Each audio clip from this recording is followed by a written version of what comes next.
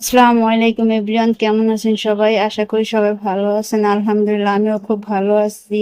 তো আজ আবার আপনাদের মাঝে একটা ব্লগ ভিডিও নিয়ে চলে আসলাম। আজকের ভিডিওটা হচ্ছে অন্য রকমের। আজকে একটা গুরুত্বপূর্ণ জিনিস বানাইতেছি। তো এটা আমি বানানোর জন্য যে কাপড় নিয়ে নিলাম, মূলত বানাবো কোরআন শরীফের কাবার। দেখতেছিলাম কোরআন শরীফের উপর একটু ময়লা পড়ে আছে, তো ভাবলাম যে কোরআন শরীফের একটা কাবার বানিয়ে নিই। তো এই যে আমি কাপড় নিয়ে নিচ্ছি, কাপড়টা মাপ দিয়ে নিতেছি। আগে ওই যে দিয়ে নিলাম একটু 2 নখ ফাঁক দিয়ে, করে ভালো করে নিয়ে মাপ দিয়ে নিয়ে আমি এই যে কেটে নিচ্ছি। তারপরে যে এখন সেলানোর জন্য মেশিনে বসে গেলাম। দেখেন, তো আমি এই যে আগে 2 সাইড মেরে নিব, তার জন্য যে সেলাই দিয়ে নিতেছি। আগে 2 সাইড সেলাই দিয়ে নেব। তো এই যে দেখেন, উল্টা সাইড দিয়ে আমি আগে ধরছি, এই যে ভাঁজ দিয়ে যে সেলাই করে নিতেছি। তারপর দেখেন, এই যে আমার এক সাইড সেলাই হয়ে গেছে, যে আমি সেলাই করে নিচ্ছি। তো অপর সাইডে যে সেলাই করে নিব, তার জন্য এই যে আবার নিয়ে নিলাম, এই যে ভাঁজ দিয়ে নিতেছি। তো আস্তে আস্তে আমি এই যে সেলাই করে নেব। তো তাড়াহুড়া করব না, জিনিসটা যাতে ভালো হয়, তাই আমি আস্তে আস্তে সেলাই করে নিব। তো এই সাইডটাও সেলাই হয়ে গেছে দেখেন। তো 2 কোণা আমার সেলাই করে নিচ্ছি আগে। এখন আমি এই যে সাইডটা ধরে নিব, যে সাইডটা ভাঁজ দিয়ে আর কি মিলিয়ে নিব, বক্সের মতো করে নিব। তো এই যে দেখেন, আমি মিলিয়ে নিতেছিলাম আগে।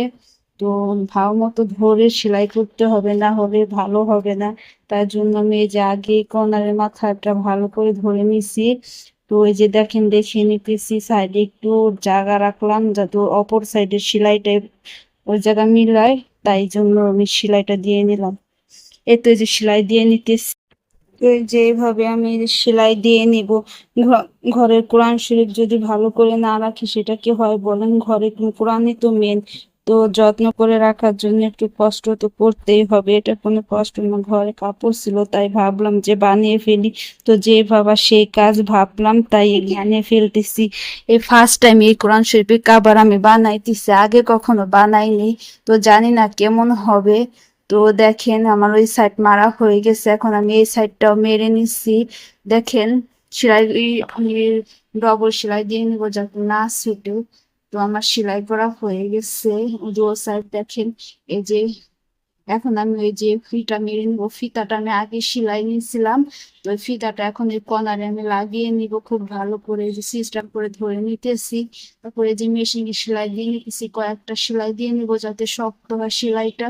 এই তো আমার সেলাইও শেষ। তো দেখেন, আমি ফিতাটা খুব ভালো করে সেলাই করে নিচ্ছি, অনেক শক্ত হয়েছে, এটা টানলেও ছিঁড়বে না। খুব মজবুত করে সেলাই করে নিচ্ছি। তো এই যে দেখেন, চিঠির বক্সের মতো করে নিছি, খুব সুন্দর হয়েছে। তো ফার্স্ট টাইম বানাইছি, সেই হিসেবে অনেক সুন্দর হয়েছে আমার কাছে। তো এখন আমি এটা উল্টিয়ে নিব। দেখেন, উল্টানোর পরও খুব ভালো লাগতেছে, কোনাগুলো অনেক সুন্দরভাবে হয়েছে।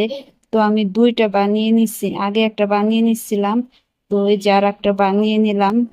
তো এখন আমি কোরআন শরীফ ভরে নেব। এই যে দেখেন, কোরআন শরীফ ভরে নিতেছি। খুব সুন্দর হয়েছে আসলে আমার নিজের কাছে। তো আপনাদের কাছে কেমন লাগবে জানি না, খুব ভালো লাগছে আমার কাছে। আর খুব শান্তিও লাগতেছে যে অবশেষে আমি ভালো একটা জিনিস বানাইতে পারছি কোরআন শরীফের জন্য। তো আমি এটা ভরে নিচ্ছি, এখন ওইটাও ভরে নেব। তো ওটা আমি ভরে রেখে দেবো, ওই যে ভরে নিচ্ছি। তো আমার ভরা শেষ। সবাই ভালো থাকবেন। আজকের ভিডিওটা এই পর্যন্তই। আল্লাহ হাফেজ।